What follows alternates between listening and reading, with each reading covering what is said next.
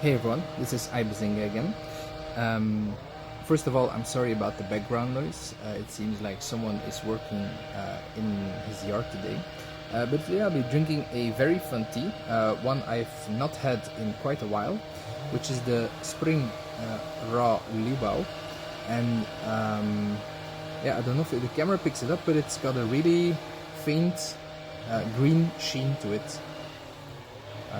So let me tell you about this tea while I brew it up.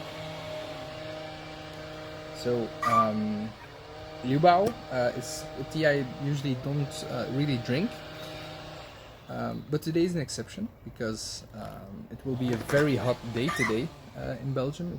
It's expected to be around 33 degrees Celsius, which is quite hot for our country. And I've heard Liubao is a tea that helps mitigate some of the heat in your body, so that's a nice added bonus. But let's be real, I mainly drink this tea because of the taste. So why is it called Raw Spring Liubao? So apparently, and I'm not an expert in Liubao, so please correct me if I'm wrong, but it refers to the way this tea was processed, in that it's not really a complete Liubao. It doesn't undergo the full like wet piling process. Like you could perhaps compare it a bit to a lightly fermented show pour.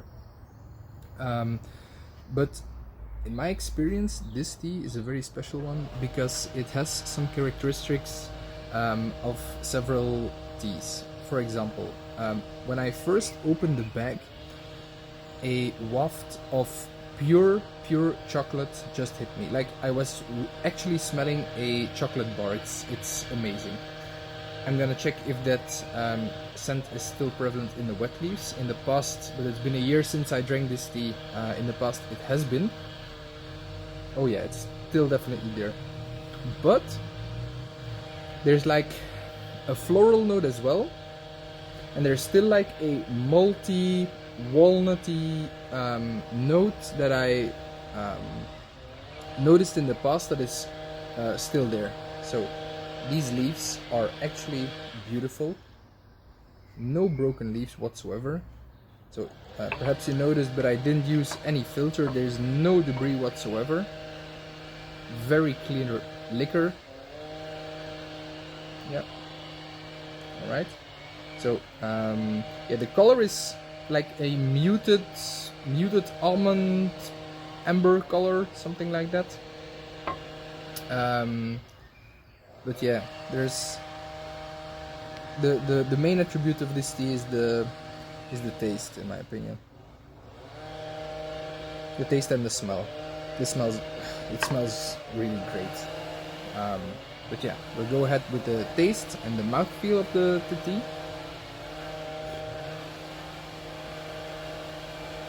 Not the thickest, but medium thick. And smooth. So smooth in the mouth. It's like drinking velvet. And like I said, it has some characteristics of multiple teas, like a Hongcha, a red tea. You can get that malty, nutty, especially in Yanhong characteristics.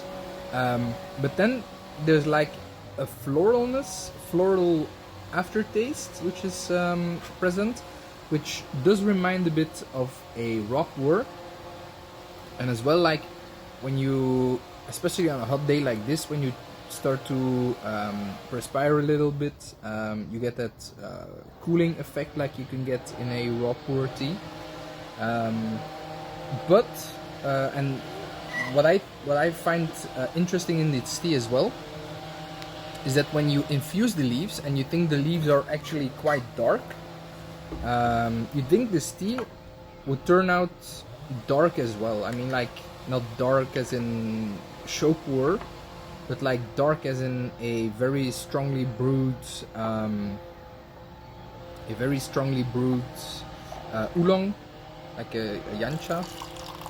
But actually the infusion is very light. I think it's even lighter than fresh raw pour. Maybe depends on the raw pour, but yeah, very light. And I'm always surprised as how green these leaves are.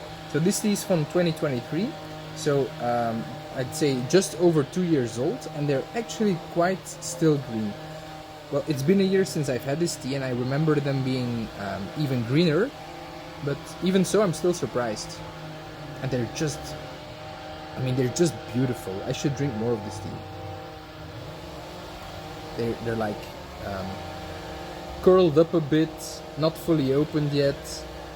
They seem to have like a nice texture. It's a fine picking. It's really if you like those kind of things and not only focus on taste, that's something you can really enjoy in this tea.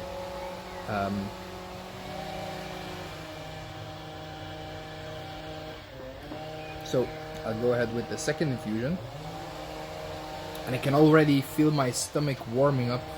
I haven't eaten in a while. I'm doing a intermittent fast, but it's been like 20 hours as of right now, but I can really start to feel my stomach, and in a few infusions my whole body warm up. And yeah, it's quite hard to describe this tea actually.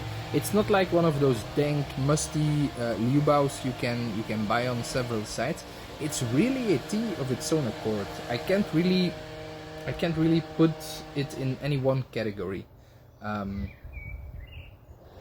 even get like those lightly, that might be the toasted notes or the nutty notes, but I get like this those notes you get in some of those lightly roasted oolongs. And looking at my notes, I even noted after a couple of infusions I even get a light huigan, so a returning sweetness. So yeah, it's a fantastic tea.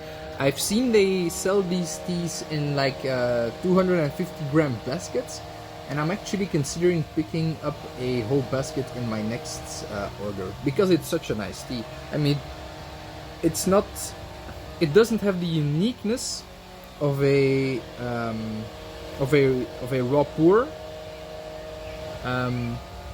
It doesn't have the, how should I say, the daily drinking attributes of a, let's say, a honcha or a shu pour, which you can brew quite casual.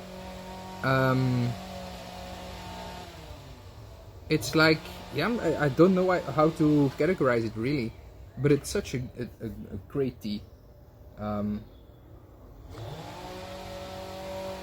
Yeah,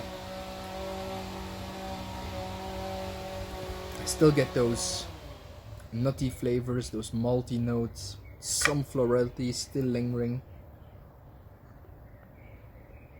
and so smooth in the mouthfeel. It's just great. So I'm just going to brew one more infusion, and then I'm going to cut this video short, so not a very long episode today. But let me know in the comments if you've had this tea, what your experiences with it are, if you prefer young Liubao over perhaps aged Liubao, or the other way around. If you had any teas that resemble this one from White2Tea or other vendors, please give a like as well. Subscribe if you want to watch more of these videos. Anyways, thanks for watching. Cheers, and have a nice day.